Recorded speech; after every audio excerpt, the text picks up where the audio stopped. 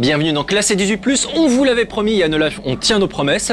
Et ben voilà, c'est la formule 2.0 et dorénavant, on tourne sur fond vert. Incrustation et tout. Thierry, Médoc, mais c'est quoi cette idée de merde? C'est qui a eu cette idée?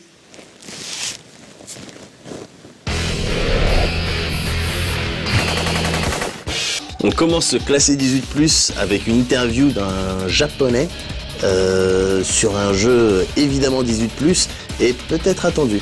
On enchaîne avec une critique d'un FPS.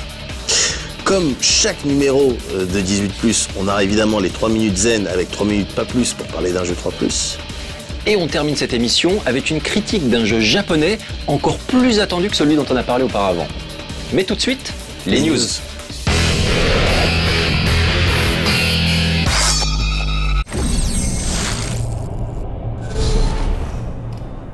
Tous ceux qui ont mis les pieds sur Pandore, une planète pourtant hostile vous le diront, ça fait toujours plaisir d'y retourner. On va donc débuter ces news par un petit tour des DLC consacrés à Borderlands, un role-playing shooter cel-shaded avec un univers à la Mad Max et un gameplay des plus plaisants, dont la critique est visible sur No Life Online. Seulement un mois plus tard sortait un premier DLC, The Zombie Island of Dr. Ned. On découvrait alors un monde occupé par de nouveaux ennemis zombifiés pour l'occasion, avec un scénario et des quêtes intéressantes. Bien qu'en décalage avec l'original, ce DLC était cohérent dans son ensemble et donc extrêmement sympathique. Le mois suivant sortait encore un add-on, Mad Moxie's Underdome Riot, émeute dans l'Underdome de Mad Moxie. Celui-ci n'était qu'un mode arène survival reprenant les différents thèmes, désert, ruines, montagnes, rencontrés lors de la recherche de l'Arche. Son intérêt majeur, en plus de celui d'affronter à nouveau quelques boss déjà zigouillés, résidait dans la nécessité d'y jouer en bande pour espérer survivre. Quelques mois plus tard, arrivait The Secret Army of General Knox, qui sublimait, magnifiait le concept de base. Tout était mieux que dans l'original et même mieux que The Zombie Island of Dr. Ned. La nécessité d'y jouer en groupe se faisait à nouveau sentir, le scénario était prenant et tout un tas d'ajouts faisait vraiment plaisir. Puis, 7 longs mois plus tard, arrive un nouveau DLC, Claptrap's New Robot Revolution, Nouvelle Révolution, qui est la suite directe du dernier. Une attente qui a provoqué un désir et fait naître en nous le rêve d'un DLC encore mieux que The Secret Army of General Knox. Pourtant, dès la première demi-heure, on craint le pire. Des chutes de framerate, des textures qui mettent bien plus de temps à s'afficher que précédemment, et un challenge apparemment peu relevé. En effet, les premières missions ne nécessitent que le niveau 35, alors que cela fait déjà plusieurs DLC que l'on a dépassé ce stade. Tel est le premier contact que l'on a avec ce DLC. Mais on continue, car Borderlands ne nous a pour l'heure jamais déçus. On rencontre rapidement des humains robotifiés, mais pas suffisamment pour changer notre manière de les aborder, et surtout une demi-douzaine de claptraps inédits. Ceux-ci sont spécialisés, du simple mitrailleur au samouraï, en passant par le kamikaze, et arriveront toujours par dizaines. En effet, peu résistants, ils ne présentent un réel danger que lorsqu'ils vous encerclent. Désormais, lorsque vous tuez un ennemi ou un claptrap, ce dernier aura une dernière punchline bien sentie. De plus, le nombre de répliques est suffisamment riche pour que ce ne soit pas trop redondant. La VF d'ailleurs est toujours aussi bonne, mais la synchro labiale, visible surtout avec les PNJ que vous rencontrez, est toujours aussi désastreuse. Arme neuve à vendre. Durant votre courte quête pour arrêter la révolution, un nouveau personnage vous donnera vos missions, Blake, et vous affronterez d'anciens boss eux aussi robotifiés. Ça fait toujours plaisir de retrouver des têtes connues. Ce qui fait moins plaisir en revanche, c'est que mis à part les claptraps soldats et 2-3 ennemis, le cast n'est pas assez renouvelé, ce qui n'était pas le cas dans les précédents DLC. Certains soldats ont toutefois de nouvelles armures toutes flambantes neuves, ce qui nous rappelle que nous, pauvres mercenaires que nous sommes, traversons Pandore de long en large avec les mêmes options de customisation depuis le début. À savoir le choix dans les couleurs primaires et secondaires de nos habits. Lorsque l'on compare par exemple à Halo Reach, ça fait un peu mal. Toujours en ce qui concerne les manques, il y a les nouveaux véhicules et des véhicules tout court d'ailleurs. En effet, là où leur absence ne gênait pas le moins du monde dans The Zombie Island of Dr. Ned, ici, on aurait aimé traverser certaines zones gigantesques plus rapidement. Car contrairement au marécage du premier DLC, le thème est ici beaucoup trop familier et on n'a aucune envie de s'y attarder. Conséquence directe, on se dépêche d'aller à un point A pour récupérer un objet, au point C pour l'activer, en passant par B pour éliminer un adversaire, et on finit donc la quête principale, qui est d'ailleurs sans réel intérêt, en 2 heures. Les trop peu nombreuses quêtes annexes se terminent en à peine le double. Alors oui, le boss de fin est assez impressionnant et plutôt long à battre, mais là aussi il y a des défauts. Par exemple, son unique pattern rendra l'affrontement assez répétitif et bien moins intéressant qu'un Dr. Ned ou un General Knox. Bref, ce n'est malheureusement pas le DLC de nos rêves, à tel point qu'on hésite à y retourner en mode difficile lors du parcours 2. Espérons que le prochain mettra moins de temps à arriver et qu'il sera bien meilleur que celui-ci, car malgré la déception, on n'a plus que jamais envie de leveler et de pacifier la planète, et pourquoi pas une autre avec notre bande de mercenaires. Allons, Laissez-moi disparaître en paix.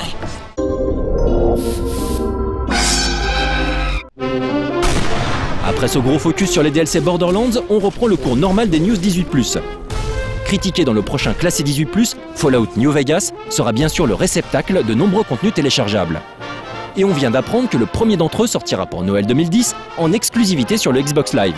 Bon, il y a de fortes chances pour que cet exclu ne soit que temporaire, mais c'est tout de même une bien mauvaise nouvelle pour les joueurs PC et PlayStation 3.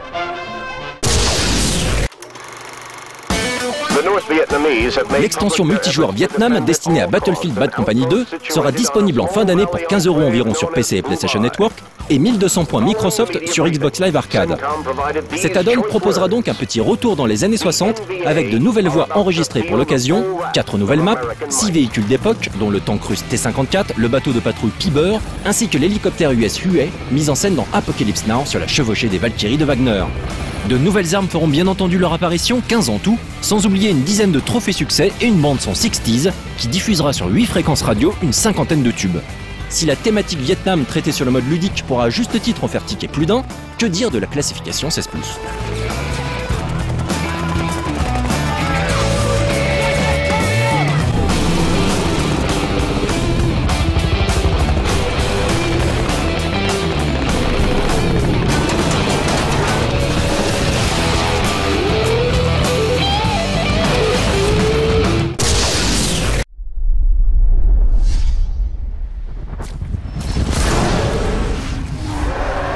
Les fans de BioWare et de Dragon Age en particulier seront ravis d'apprendre que s'ils précommandent le jeu avant le 11 janvier 2011, ils recevront l'édition signature de BioWare de Dragon Age 2. Cette version spéciale, destinée à remercier les fans mais également à s'assurer leur denier, proposera un personnage jouable supplémentaire, de nouvelles missions, la bande originale du jeu, ainsi que des armes et objets inédits. Cette suite, prévue pour le 10 mars 2011, retracera sur une période de 10 ans votre ascension au pouvoir. De simples réfugiés, ayant survécu à la destruction de votre foyer, vous deviendrez le héros de Kirkwall. S'il sera possible de croiser des personnages connus, les développeurs assurent qu'il n'est pas nécessaire d'avoir joué à Dragon Age Origins pour apprécier cette suite. En revanche, les décisions prises dans le volet précédent auront bien une conséquence dans cette nouvelle aventure. And there are men who embrace destiny and do not show their fear.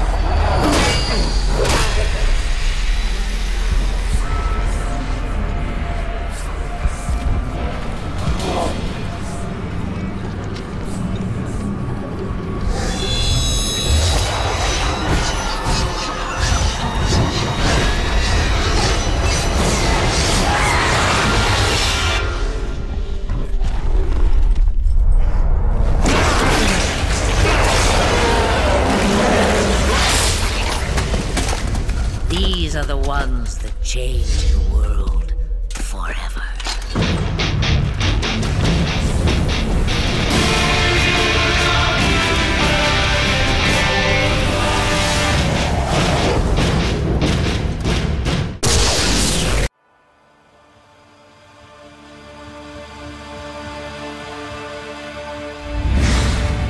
Through the years, I have watched the city of Rome.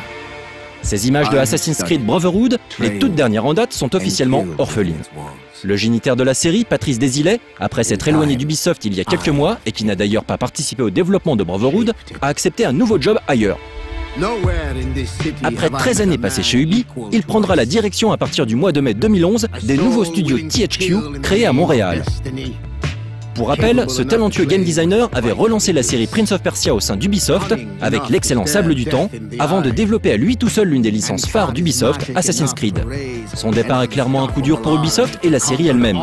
Mais on lui souhaite de pouvoir s'exprimer au sein de THQ avec le même talent, sachant que l'un de ses premiers projets pourrait potentiellement être un jeu vidéo signé Guillermo del Toro. Une chose est certaine, on fera tout notre possible pour le croiser sur le prochain E3, où il devrait faire l'une de ses premières apparitions publiques après quelques mois de vacances bien méritées. If I want to take, I take. You are the leader of the assassins now. Unite them, Ezio Auditore, and take back Roma. If I ever did meet such a man, if that man entered my city, I know exactly how I would welcome him.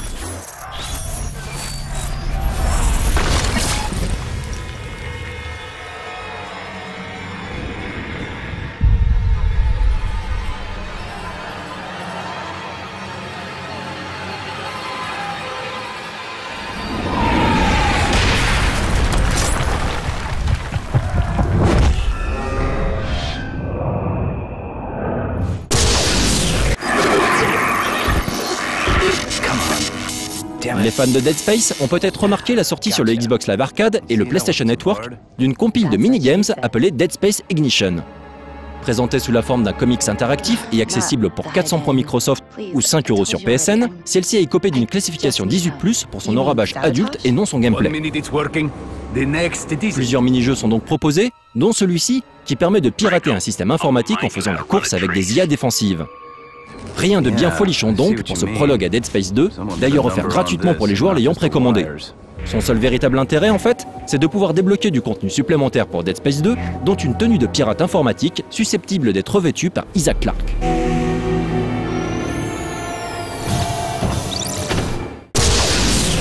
Allez, en attendant le 26 octobre, voici une petite bande-annonce surjouée du DLC Zombie de Red Dead Redemption. Si le temps dehors est triste et déprimant, rejoignez vos amis en ligne pour une partie multijoueur en mode cimetière. Les morts se soulèvent, les cimetières sont possédés. De Cool Chapel à Tumbleweed jusqu'à Oddfellow Rest. Les contaminés se répandent partout à travers les terres. Choisissez vos armes avec précaution pour garder le contrôle de la situation. Pour récupérer les munitions et de nouvelles armes, pillez les cercueils et les caisses. C'est triste, vous ne faites que repousser votre destin. Vous les avez tous eus. Oh, quel soulagement. Dommage que ce moment de répit soit court. Les hordes démoniaques continueront à fondre sur vous, vague après vague. Le temps vous est compté. Éradiquez-les des tombeaux. Des hordes de zombies accourent en masse et les choses vont devenir lugubres. Essayez les balles au phosphore et brûlez-les tous. Si vos amis tombent, ranimez-les rapidement. Bonne chance. Je me demande combien de temps vous survivrez.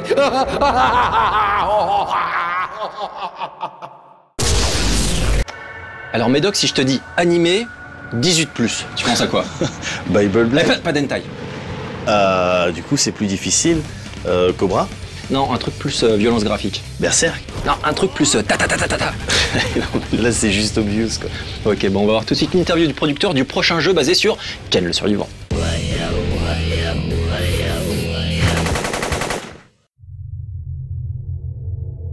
Si au Japon, des jeux exploitant la licence Ken le Survivant sortent de manière régulière depuis 20 ans, ce n'est pas vraiment le cas en France où l'on a dû se contenter de quelques titres remaniés comme Black Belt, Last Battle ou des titres arcade dans de rares salles.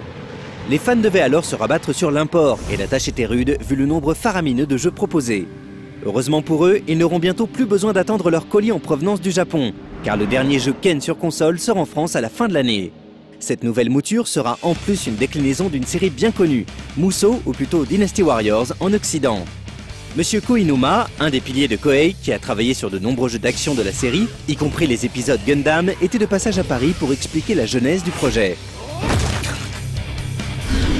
まず、原作者との出会いがあったっていうことと、ユーザーのニーズの方で、北斗の拳のアクション、ゲームがやりたいっていう声があったっていうことが、結構偶然が重なって、開発する運びになったっていうところになります。その出会いの中で、版元、原作者側が非常に、ダイナスティシリーズが好きだったっていうことがあって、できたら、北斗の拳と無双でコラボレーションしてくれないかっていうのが、大きなきっかけです。そうですね、ガンダムの方でもやっぱ一緒に、IP 使わせていただいて、やはり私が非常に感じているのはどんなに頑張ってもその IP が好きな原作が好きな人ユーザーさんの多分その満足は超えられないんだろうなっていうふうには思っています。ただやっぱり、それにいかに近づけるかっていうことを努力して、今回はゲームを作りました。北斗連騎とやはりここ。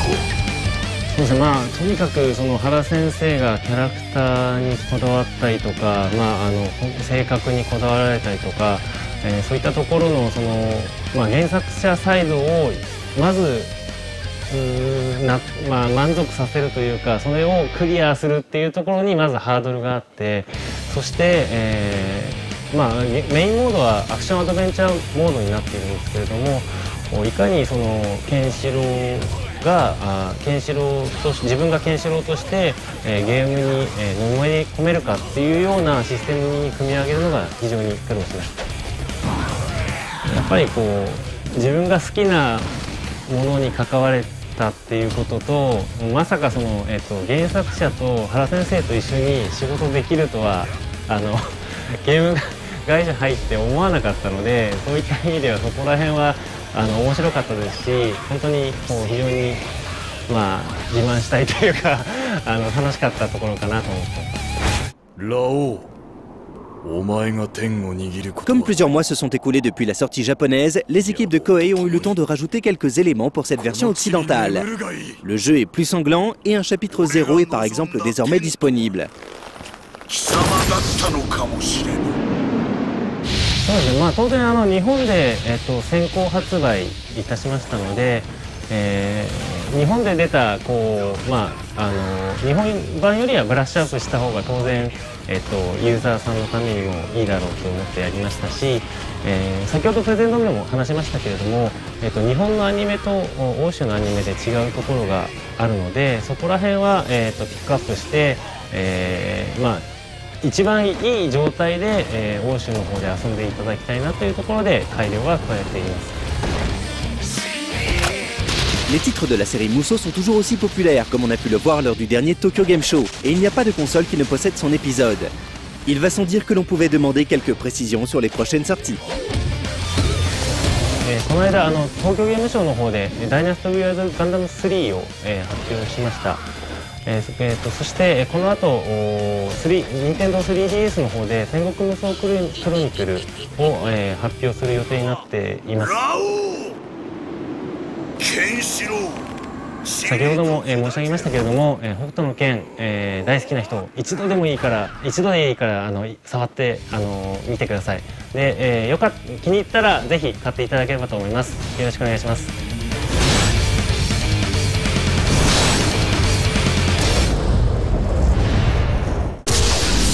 Bon alors Médoc, on va continuer sur les petits quiz parce que moi j'aime bien. Et si je te dis maintenant FPS et Modern Warfare? J'ai envie de te dire Call of Duty. Eh ben non, t'as tout faux. Et on va voir ça tout de suite avec la critique. Mais ça n'a pas de sens.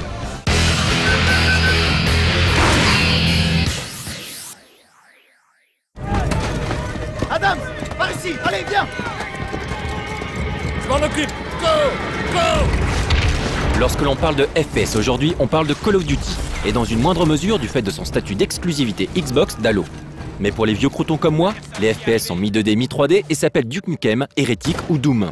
Plus tard, mais il y a quand même pas mal d'années maintenant, FPS était synonyme de Quake ou d'Unreal Tournament. Puis ce fut le tour de Half-Life et de son mode star Counter-Strike. Et juste après, un peu avant Call of Duty en fait, à la toute fin des années 90, il y eut Medal of Honor. Le premier du nom est sorti en 1999 et marqua clairement son temps en proposant une approche nettement plus sérieuse et cinématographique du genre.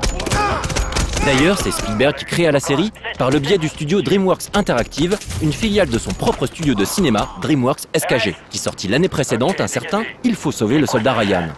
Le jeu et le film partageaient bien plus que le contexte Seconde Guerre mondiale. Avec ce titre, le FPS allait définitivement rentrer dans une ère nouvelle, celle du script roi initié par Half-Life en 1998, soit un an auparavant. Désormais, le joueur allait subir des événements programmés à l'avance par les développeurs. Des événements mis en scène donc, destinés à l'immerger et à lui donner réellement l'impression d'être acteur d'une grosse production interactive et pas un simple sniper de génie. Bref, l'idée est que les ennemis ne seraient plus les seuls à en prendre plein la gueule, mais vous aussi. Et puis au fil des années, après le rachat de DreamWorks Interactive par Electronic Arts, la série Medal of Honor s'est étiolée, essoufflée pour finalement être totalement occultée par une autre saga, Call of Duty. Avec Modern Warfare, Activision et Infinity Ward frappent un grand coup et c'est EA qui se retrouve à genoux. Aujourd'hui, ils décident de reprendre les armes et privilégient pour cela la stratégie du trooper de base, on fonce dans le tas. Résultat, Medal of Honor est un FPS moderne, comme Modern Warfare, qui reprend point par point ce qui a fait le succès de son concurrent, mais aussi celui des vieux Medal of Honor.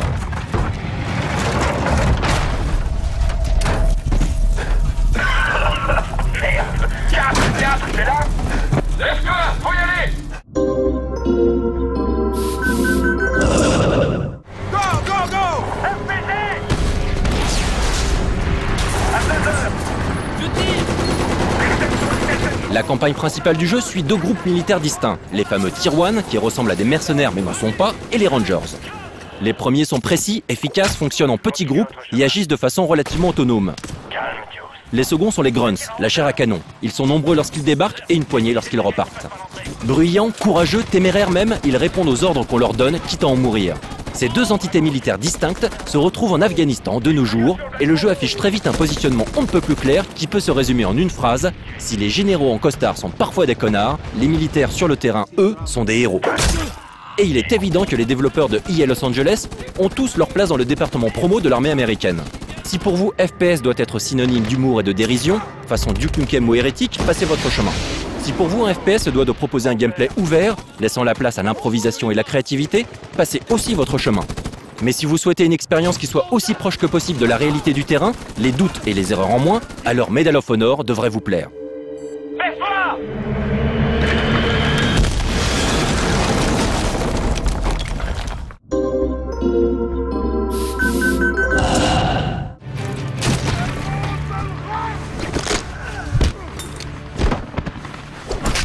Ce qui frappe d'emblée, lorsqu'on commence à jouer à Medal of Honor, c'est qu'on a l'impression d'y avoir déjà joué avant. Classique, il reprend sans la moindre surprise le b.a-ba du petit FPS moderne. On peut donc courir, switcher entre deux armes, glisser au sol pour se planquer derrière un muret, s'accroupir, interagir avec le décor et les NPC lorsque les level designers l'ont prévu, et bien sûr, viser et tirer. Histoire de varier un peu le gameplay et de casser le rythme du jeu, des phases de transition ont été ajoutées. On retrouve par exemple la séquence désormais classique du raid à bord d'un véhicule. Petit twist, il sera possible de tirer à l'arrache pour envoyer voler les restes du pare-brise et se défaire des véhicules ennemis. Mais piloter une espèce de petit buggy tout-terrain est également au programme.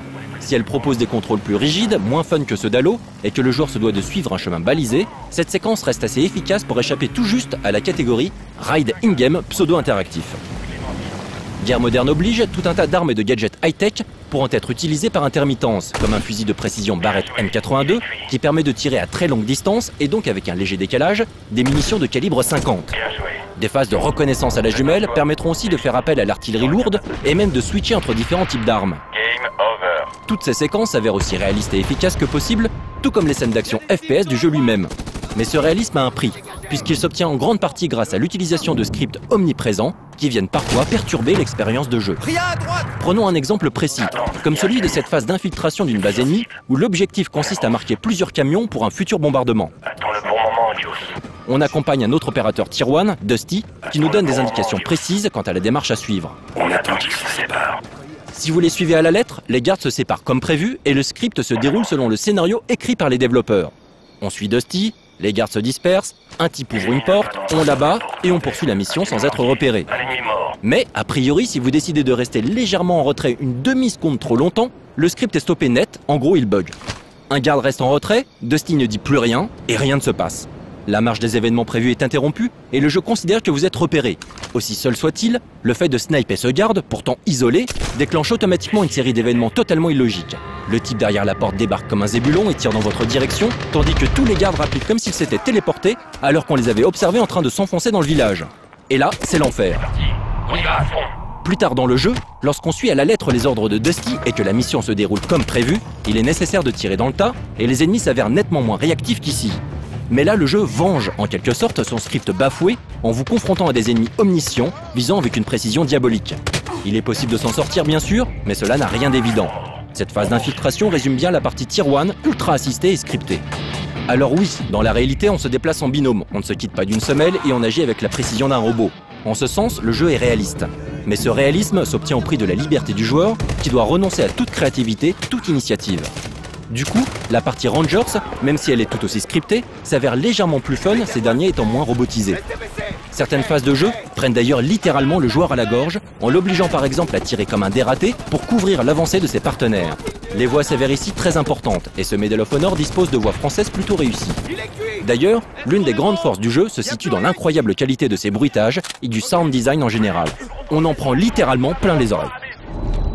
Le multi, que nous n'avons malheureusement pas eu le temps de tester de manière approfondie, reprend la formule RPG imposée par Call of Duty, avec un système de classe, la possibilité de gagner de l'expérience et ce faisant d'obtenir des armes améliorées et de nouvelles compétences. Développé par le studio DICE à qui l'on doit les Battlefield, on ne doute pas de la qualité de ce mode qui risque cependant, comme le mode solo, de souffrir d'un côté déjà vu, déjà joué. On se retrouve à la hutte.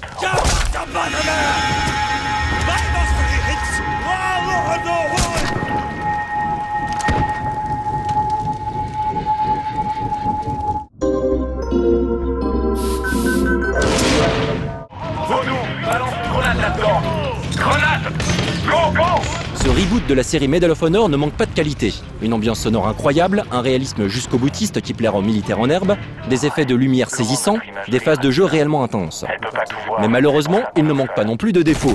Des scripts omniprésents souvent ultra contraignants, des niveaux balisés comme si l'on évoluait sur un plateau de tournage, une intelligence artificielle parfois agaçante, vos partenaires réagissant selon les scripts et non vos actions, un moteur graphique franchement inférieur à celui du prochain Call of Duty Black Ops, et surtout, un manque flagrant d'originalité.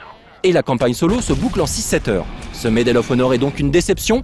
Les amateurs de FPS ont toutes les raisons d'attendre le prochain Call of.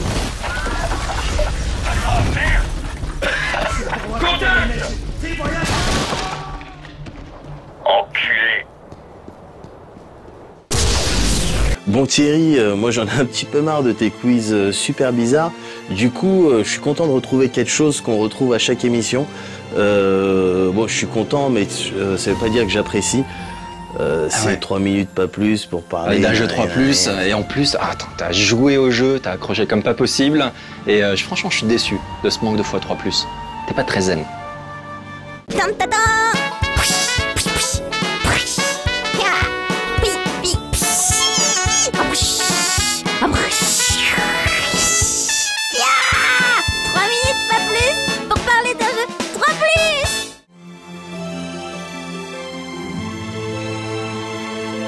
Fraîchement disponible sur le Xbox Live Arcade, Dream Chronicles est un jeu d'aventure point and click assez proche dans son game system et son background d'un Myst, en beaucoup moins tortueux.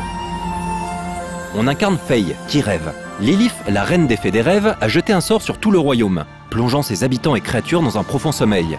Tirée du sien par son mari, Fidget, elle se réveille curieusement toute seule.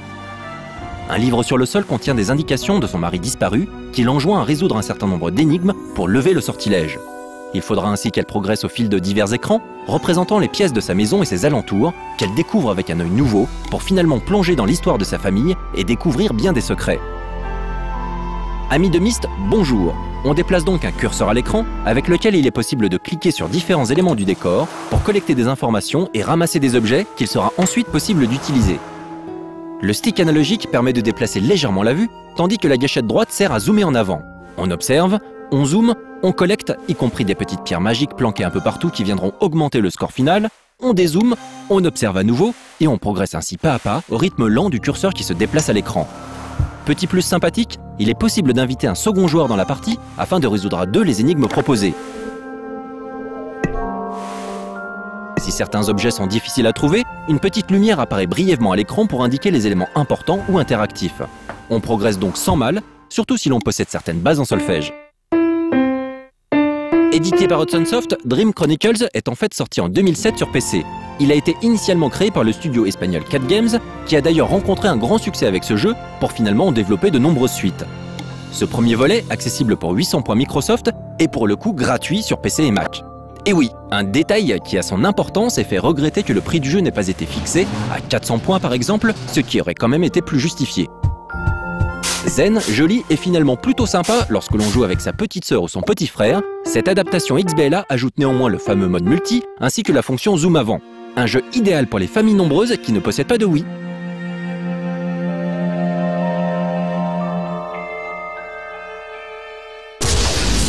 Maintenant, c'est le point d'orgue, le grand moment de cette émission de ce classé 18+, la critique d'un jeu Platinum Games. Et si je te dis Platinum Games, tu me dis quoi? Vanquish. Ouais, et avant ça? Avant ça, Infinite Space. Ouais, carrément. Bayonetta. 18+. Ouais. Et encore un 18+.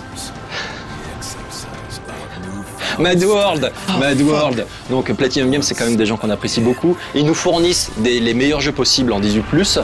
Et donc avec Vanquish, c'était quand même le titre qu'on attendait tous. On a passé une interview de Mikami, on a passé une avant-première complète, une tonne de news sur le jeu.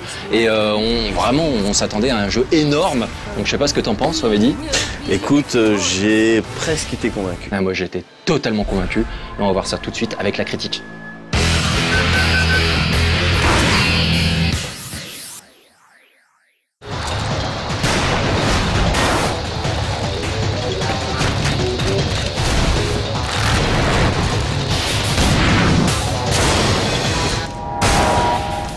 J'y suis. Platinum Games sait faire plaisir à ses fans, et c'est sans doute pour ça qu'ils en ont autant. Même si cela ne s'est pas vraiment concrétisé en termes de vente pour Sega, leur partenaire privilégié. En l'espace de 4 jeux, Mad World, Bayonetta, Infinite Space et Vanquish, ils ont su imposer leur style fait d'esbrouf, d'humour, de provoque et d'idées aussi. Le tout avec un enrobage technique irréprochable, que ce soit sur Wii ou console HD d'ailleurs, peu de développeurs peuvent se vanter d'une pareille prouesse, mis à part peut-être Square Enix. On le sait, ce jeune studio, créé en 2006, est composé de vétérans aguerris, essentiellement issus du très regretté Clover Studio. Ils possèdent sur leur CV des titres tels que Okami, Beautiful Joe, Steel Battalion, Devil May Cry ou encore Resident Evil 2. Et clairement, ils sont en train de prendre doucement leur marque, à leur rythme, en s'attaquant à des genres balisés comme le beat'em all, le RPG et maintenant le third-person shooter. Si leurs jeux sont clairement destinés au marché occidental, ils n'en préservent pas moins une forte identité japonaise. Parce que pour la plupart d'entre nous, et surtout pour vous, spectateurs de No Life, les jeux japonais possèdent encore, au moins dans nos souvenirs, ce petit quelque chose de plus. Ce grain de folie, ce souci du détail, du gameplay bien réglé qui ont finalement marqué notre éducation vidéoludique. Et si de nombreux studios japonais déçoivent en ce moment, ce n'est pas le cas de Platinum Games et c'est la raison pour laquelle on se faisait toute une histoire de ce Vanquish. Une histoire donc que l'on va maintenant vous conter. Bravo, elle est recyclée, c'est un ferraille.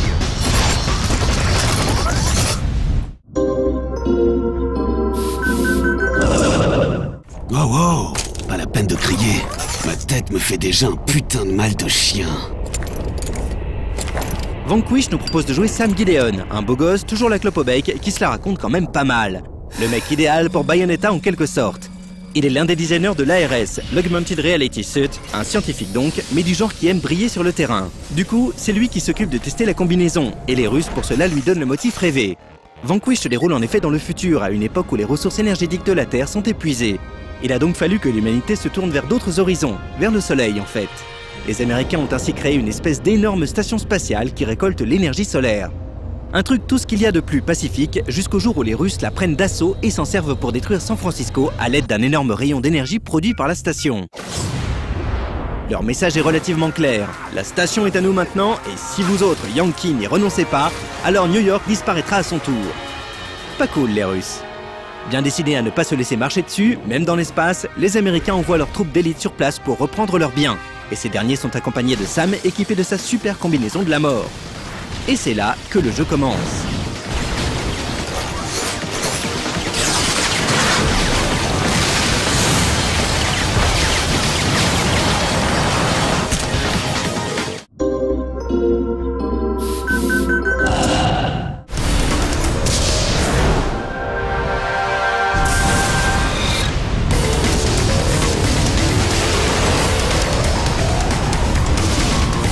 Prenez ma main.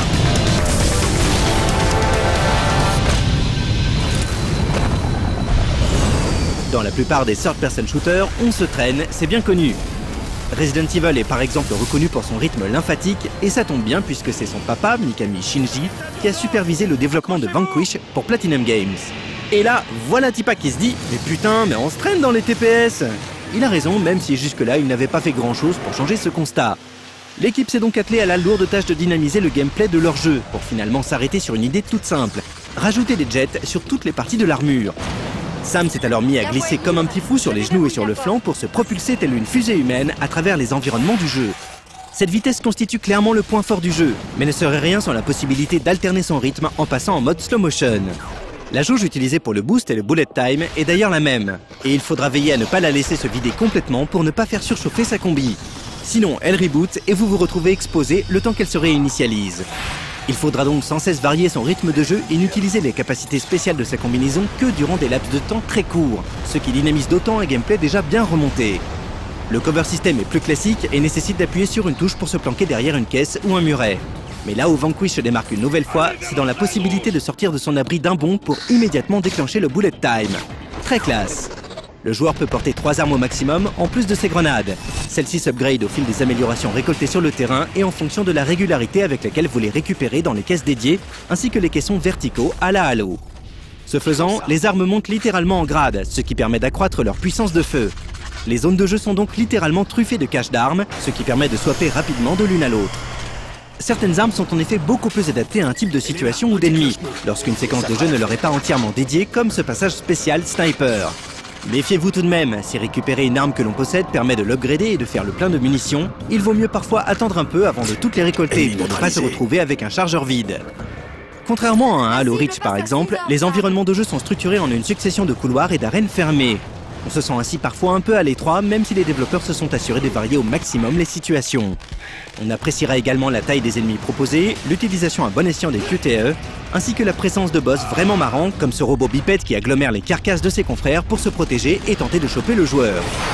Un ennemi qui rappelle certains Decepticons des films Transformers. Avec Vanquish, Platinum Games est parvenu à proposer une version plus frénétique et personnelle du TPS. Pari gagné.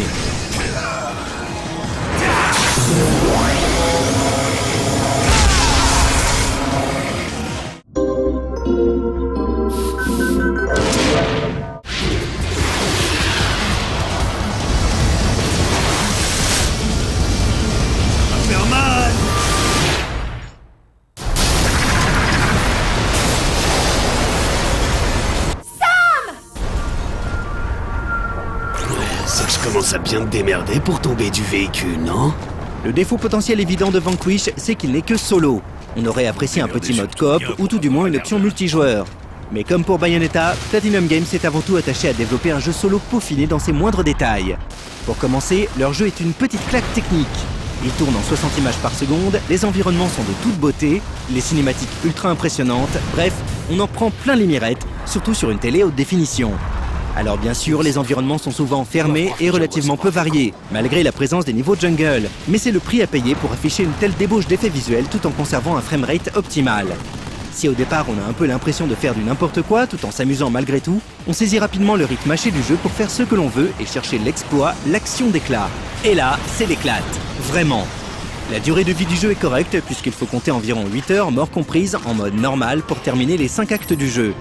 Un peu moins de 6 heures effectives sont nécessaires pour boucler le jeu d'une traite sans mourir une seule fois. 5 défis tactiques sont également débloqués en cours de partie, ces derniers se présentant en fait comme des niveaux survival chronométrés. De petits Oscars, appelés statues de Pangloss, sont aussi cachés dans les niveaux.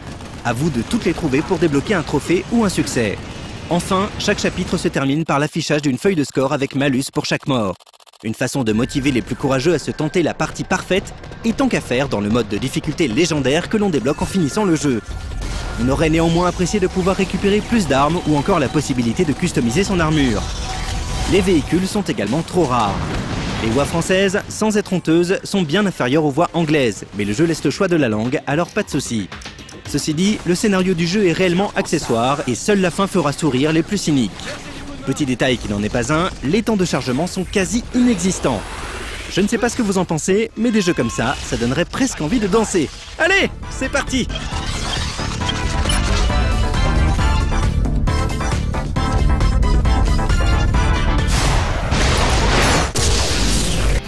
Toi, tu me disais, donc Mad World, ça manquait de couleurs. Ça manquait de couleurs. Je trouvais que ça manquait de couleurs. Voilà. Ça manquait surtout en fait d'un mode 2 joueurs un petit peu, même si on avait la possibilité de faire des mini-games à 2. Clairement, c'était un beat'em all, donc on avait envie qu'un deuxième joueur puisse rentrer dans la partie, qu'on puisse faire des combos, des trucs ensemble. Et c'est un peu ce qui manque aussi à Vanquish. Donc Platinum font des expériences solo vraiment très costauds, très solides. Et d'ailleurs, maintenant, on se demande un petit peu ce qu'ils vont faire, puisqu'ils avaient annoncé 4 productions, donc au moment de la création du studio et leur signature avec Sega. Et là, on est un peu dans le flou. On sait que Mikami est parti ailleurs pour bosser sur d'autres projets. Et vraiment, on est super curieux de voir ce que ça va donner à l'avenir. Donc, en tout cas, cette émission se termine maintenant. Donc, on espère que vous avez apprécié tout ça, quoi. Ce nouveau concept. Ouais, un petit mot pour le nouveau concept, quand même. Donc, au final, on est toujours aussi à l'étroit que dans l'ancienne formule. Mais au moins, là, on est cadré. On va faire très vite. Teasing pour la prochaine émission, on aura les critiques de God of War, Ghost of Sparta sur PSP, on aura également la critique de Ken le Survivant dont on vous parlait, et également une critique de Fallout New Vegas. Énorme, le RPG super, donc du beau contenu et puis d'autres surprises encore, un Showtime, ouais. Donc plein de choses. Donc on se retrouve dans 15 jours en Classique 18+.